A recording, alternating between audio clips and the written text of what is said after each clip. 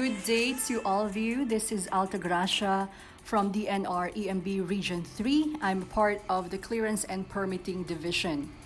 I am a licensed chemist, also took up diploma in general management after college in Ateneo, but also, of course, part of the alumni of the UPLB Chemical Society. I am also one of the board of directors for Integrated Chemists of the Philippines in Region 3. Tagging along years of experience and passion for environmental preservation, I am happy to share to you today a podcast in Eat Green, your major contribution to environmental recovery.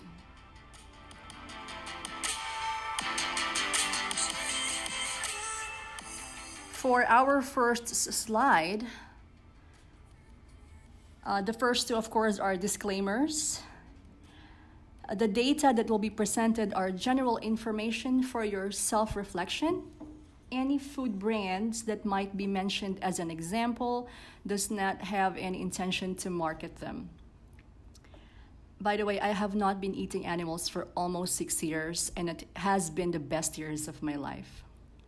So for our next slide, I am happy to enlist the flow of topics, which apparently you won't see if you are just hearing the podcast, but if you happen to attend one of my webinars in Zoom, you will be lucky enough to see the slides. So let's proceed then.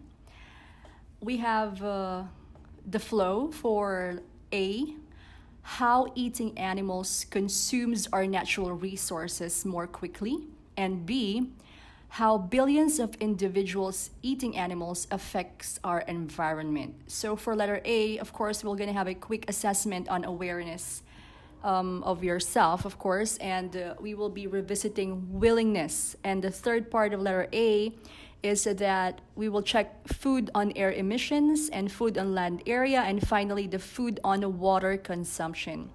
So the second part, which is how billions of individuals affect our environment by eating animals instead of eating greens, is letter A, or number one would be the food on its effect on global temperature, and number two, the food on oceans, ice, and marines. Now allow me to share a story from a person who has been eating vegetables and fruits only, of course, no animal products, for exactly 17 years and 7 months to date. His name is Rodney Felix. He's the founder of Vegan Philippines, VPEAS. For our next slide, I will show to you what is the story. According to him, there are 4 doors leading to becoming just eating fruits and animals. This is popularly known as plant-based, but he is actually vegan. Yung moment na nag-decide ka na kumain ka ng gulay at prutas, a lot of people will say, uy, healthy, di ba? Typical na yan. It's like katulad ng pagpasok sa isang malaki at kaakit-akit na hall na may 4 na dingding. Sa bawat dingding, may 4 na attractive na pinto. Pero syempre, habang nasa labas ka pa, you can only see one of the 4 doors or 2 at a time. You can't see everything because you're outside. Pero pag nakapasok ka na, dun sa unang-unang pinto, makikita mo, you'll find yourself na sa loob ng malaki at grandiose and inspiring hall na ito. You will soon discover that there are other 3 sides with equally beautiful doors. Yung dalawa, the 2 most sought for doors are focused on, of course, anong meron dito sa akin, no? Para sa akin. Of course, personal gain. And number 1 for personal gain is human health, of course. I am not a nutritionist, I'm a chemist, but I'm aware of the molecular structure of saturated fats from animals and that from the plants, and how much cholesterol gets stuck in our arteries and veins as we eat animal fats or the cholesterol from animals. For a quick review, arteries carry the oxygenated blood from our heart to the rest of our body, while yung veins naman, it carries the oxygenated blood from our body back to our heart. Because eating animals is the number 1 cause of degenerative diseases in humans, Data has it. Cancer, high blood pressure, heart attack, diabetes, aneurysm, PCOS, autoimmune system diseases, skin disorders, etc., which some accepts these as just hereditary, as if hindi natin kayang makontrol yung sarili nating health, no? Ay, nandaman ako to eh. Ganun yung typical na dahilan. And I hear this 99% of the time, but they also know na kapag may sakit ka na, ang madalas na ipinagbabawal na pagkain is yung karne. So we always are in the middle of this cognitive dissonance. If you are not aware of it, then better research about it. How we deal with the negative impacts sa health natin, tas pinapangatwiranan natin. So let's go to the second part, which is of course part of, some will think that this is a personal gain, which is spiritualism. Is spiritualism empowered by the words inner peace, balance, harmony, and alignment with the universe? Yan na maririnig mo, di ba? Which apparently felt as if nakukuha natin to by accepting that we do not need to kill any being just to have food in our place. Which is actually exact feeling that I have after being vegan for so long, no? For that many years that I mentioned kanina. Yung dalawang susunod, ang tunog hindi tayo directly na apektado, which is yung animal compassion over cruelty, which is often mistaken to be a religious belief. It's has nothing to do with any religions. Actually ako, dahil alam ko lang na ang mga hayop ay merong regalo din na galing sa creator natin, that five senses, lahat ng hayop may nararamdaman, nakakaramdam sila, nagmamahal sa mga supling nila, nagdudusa sila, nagsasuffer, umiiyak, not necessarily having tears, but the cows do have tears as well, tulad natin. And lastly, another door that we do not automatically feel affected about, but is exponentially deteriorating with the small billions of individual contributions. Yung tinatawag na environment effect or environmentalism. Because animal agriculture is one of the leading cause of global warming, deforestation, pagkawala ng mga forest lands natin, air, water, and soil pollution, at pagkawala ng tirahan ng ibang species na nakakasira ng biodiversity or nawawala, leading to species extinction. Napakahabang topic nito kung ito lang ang pag-uusapan, kung gaano laki ang impact tuwing nagkakaroon ng imbalance sa biodiversity natin. Now, kapag sinabi, next slide, kapag sinabing magandang kapaligiran, ang daming i-describe, madaling i-describe magaang, tulad ng sa taas ng Mount Bacolod, as you can see on the slide. One of the very first few mountains na naakyat ko, most of you who does not know me, of course, I'm the person with the white cap. Yes, I'm a mountaineer. I've been climbing for more than 15 years. Not so often, but once in a while. It's really something that I love to do. Mount Damas, Mount Arayat, you can see the feel of the adventure and the beauty of the water inside the mountains, no? You use rope, you do rappelling, you take a bath on the spectacular falls inside the mountains. Of course, pagkasama mo yung mga tao, on the next slide, you can see some of the groups that I'm with. The camaraderie, the joy, the aliveness, and most especially the energy from grounding with the earth. The impact of that. It's a whole, it's a different topic. It's a long topic as well, yung effect ng grounding sa atin na nawala because we've been taught to use shoes, of course, in the cities, no? So, it feels so good to feel grounded, literally, sa lupa. And others that are challenging yet superbly pleasurable to walk and climb through. So on the next slide, you will see how beautiful, fresh, and invigorating our world without too much technology and the walls, the concrete walls, the office buildings, and the unbelievable huge malls that tend to attract us to buy more, while also knowing that minimalism creates a simple and uncomplicated life. Another very huge topic, minimalism. By the way, Mount Ugo, that you can see on the picture, right on the other side is Mount Pulag and other mountains for major climbs. It's just super beautiful when you're there. Needless to say, let's go to the main topic. Are we willing to save this beauty, the forests? Are people willing to change their diets for the environment? If we, the question is the willingness, no? We can discuss this the entire week, anong benefit sa'yo, pero ayaw mo. If you're not willing, then what? So let's see the data. On this next slide, you can see that from a qualitative data of 410 participants on consumers' valuation of meat, and then being cut down to another 1,200 participants, 1,023 participants rather, for the factor structures, and finally a sample of 318 participants from different cultural background. According to the study, it shows of Gracia et al. In 2015, it shows that 60% of people have intention pa lang, to change the amount of meat that they consume. Yung next bar, it will show 48.8% are actually willing na agad to reduce their meat intake. And the last bar will show 44.4% are willing to completely change to a plant-based diet. That was experimental. Ito yung nakita niyong data according to one of the studies. How about we check the data that was volunteered by the society, and you can only see this in Facebook and other social media platforms, no? You can see on the next slide right now that a lot of these vegan groups and vegetarian groups, you can see Vegan Philippines have 22,000 members. Manila Vegans has 53,000, almost 54,000 members.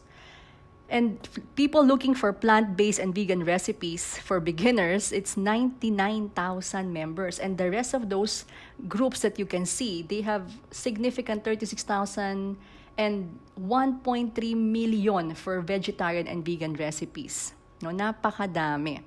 And ito pang next slide na to, you can see that it's really thriving. You know, that's why going to our next slide, no wonder that all of these corporations right now, you can see on the slides, have plant-based options in their menu. No, Burger King has plant-based Whopper. Who doesn't know that?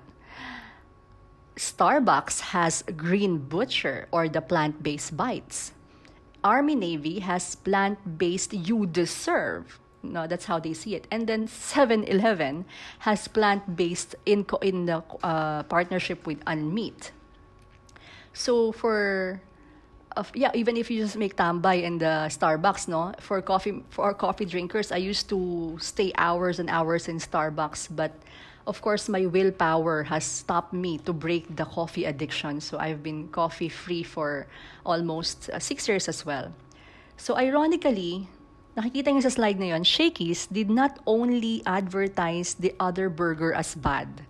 They also indicate it as sinful, no? Di ba meron ang Shakey's, nakikita niyo ngayon dyan sa ads nila na the good burger and the bad burger. It's not only BAD, but there are 3 A's in the middle.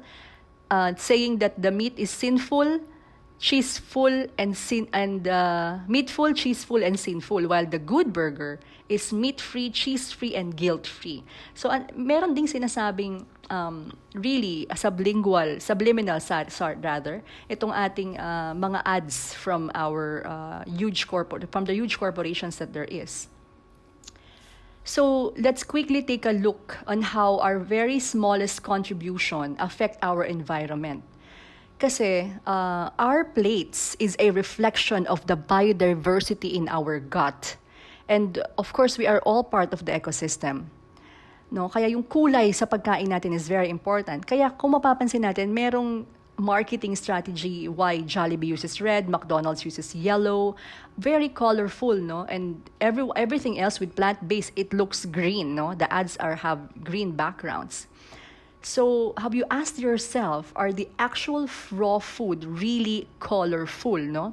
So it's still best to eat the whole food plant-based type of food as an option. Now, on the next slide, you will see the cycle of eating animals. And by numbers, animal agribusiness is the largest human cost contributor to the destruction of our environment. As on the next slide, you can see that the process of processing animals, the process of processing animals in itself, is raising animals for food, causing 45% of Earth's total land area. 45%. That's 1 to 2 acres of rainforest cleared every single second, causing habitat loss and species extinction. And then you can also see down here that 55% of the water is consumed for animal agriculture as well. Just imagine that, ano? Because you don't just kill the animal, you actually grow the animal first or before you kill it. So, factory farms produces more than 50%. Yung mga factory farms natin na mga grains para sa animal food, 50% of that is for animals. Just imagine, nagiging middleman pa sila, no? On the next slide, you can see that there are 34,459,000 is coming from the 32,459 cows, 32 million, I apologize, and then 112 million pigs and 8 billion chickens are being slaughtered every year for food. The estimate includes, which is roughly around 150 billion animals are being slaughtered every single year. 150 billion animals. Gaano karaming buhay yung namamatay just for people to eat, no? Which is not necessary. The estimate includes fishes, crustaceans, and of course, rabbits na ridiculously being consumed right now. Ang cute-cute na, tapos papatayin mo, kakainin mo. No? How can you just accept that? And it does not include, of course, it does not include animals that are in the zoos, marines, park, horse racing, blood sports such as dog fighting, bullfighting, cockfighting. Wala pa yun sa 150 billion. No? And it also does not include millions of animals deemed to threat the animal agribusiness who are killed every year. So, moreover, yung poop ng mga animals na ginogrow natin, na ginogrow ng animal growers na talaga namang napupera silang dumami for human consumption, they produce 116 pounds of poo-poo or waste every single second. And that's a lot of poop. 116 pounds. So every single second, no? 80 kilos roughly. At least 60 kilos or 50 kilos of poop per second. That's like how many in an hour, or at least in a minute, you know? And needless to say, on the next slide, there's an 80% of antibiotics sold in the US alone is being used for livestock because more and more diseases are, coming up sa mga hayop, no? At historically, we all know this, that most of the animals can no longer be eaten because of the diseases that they have, and then mawawala na naman, babalik na naman, and more antibiotics are being produced for them. And livestock operations on land have created more than 500 nitrogen-flooded dead zones around the world in our oceans. And of course, obviously, because of all of these impacts of huge animal farming, animal agriculture is responsible for the 51% of the greenhouse gas emission. Okay, so that's what's going on every time we process a food from animals, no? Not just from killing it or not just from drinking it, but so the next slide, let's take a look at the air emissions from food. If you attended the webinar for greenhouse gases, you will most likely understand what this is all about. But for an overview, a carbon footprint is yung total greenhouse gas emission, direct or hindi direct by an individual, organization, event, or a product. Yung emission sa food is calculated sa pinagsama-samang emission resulting from every stage nung pag-produce ng product in the entire lifetime ng hayop. So, syempre, may material production dyan. We have manufacturing. We have, tapos pag ginamit na, at saka yung hanggang sa end life niya. Sa buong product lifetime, life cycle, yung iba't ibang greenhouse gases na pwedeng ma-emit such as carbon dioxide, methane, nitrous oxide. each with a greater or lesser ability to trap the heat in the atmosphere. So according to the University of Michigan, on this slide, makikita na mas mataas ang carbon footprint per calorie than grains and vegetable dahil hindi efficient yung conversion ng plant-to-animal energy dahil sa methane release of manure management and fermentation. So if you can see, for every pound, this is the data for pound of carbon dioxide per serving of meat, which is 56.6%, dairy is 18.3%. And as you can see, compared sa kung kakain ka lang ng plants na nasa right side ng graph, no?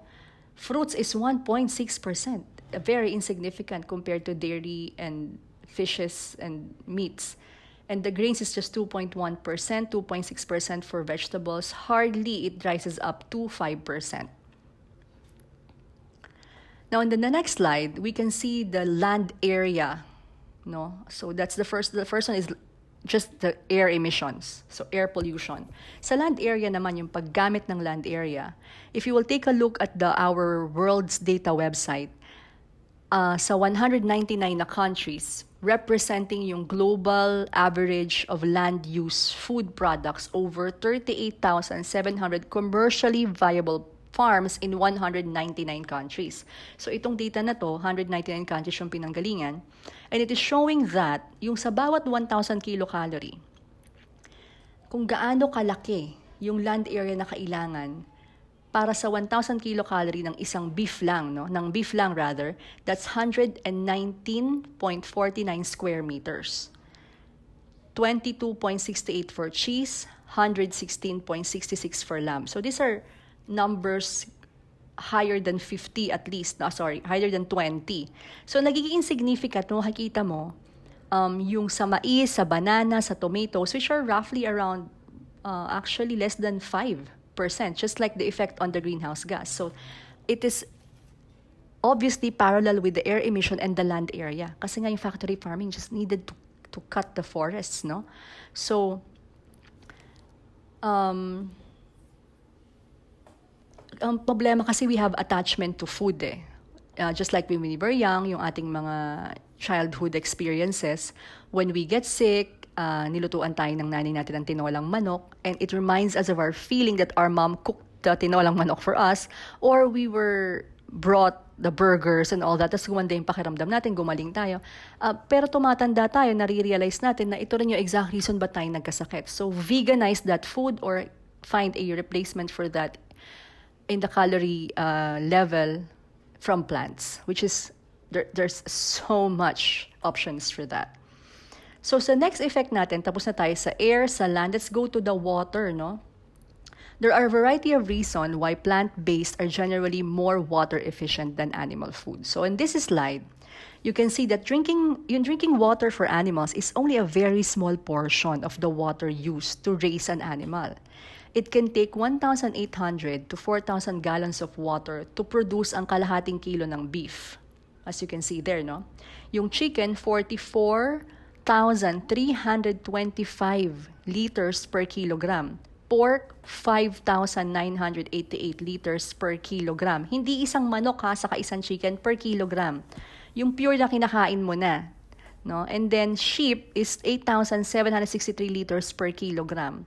And of course, beef is 15,415 liters per kilogram. Not only does the animal agriculture requires excessive amounts of water, it also interrupts the waterways. Yung grazing cattle accelerates soil erosion, choking of streams and wetlands. Excrement from industrial farmed animals can spill over and contaminate surrounding streams, rivers, lakes, making their way to our groundwater. So, napopollute yung ating katubigan because of farmed animals. Yung, hindi pa tayo nababanggit yung fertilizer, no? Fuels, pesticides used to farm crops to feed the animals. So, yung dahil nagiging middle entity nga yung animals, kumakain din sila ng crops. So, yung fertilizer, no, na nakakain ng animals na nakakain mo rin, yung fuel para dun sa pagta-transport, yung pesticides and all, these are all parts of contamination of water. When excess nitrogen run off from the fertilizer and it reaches the waterways, it can stimulate the growth of algae. Pag na-decompose yung algae, nadideplete yung oxygen in the water, leading to dead zones of and mass die-offs of marine life. It's an ending loop, a cycle that most of us doesn't know. So that is the first part of our presentation, and as you can see, these are all evident reasons why we should really eat green.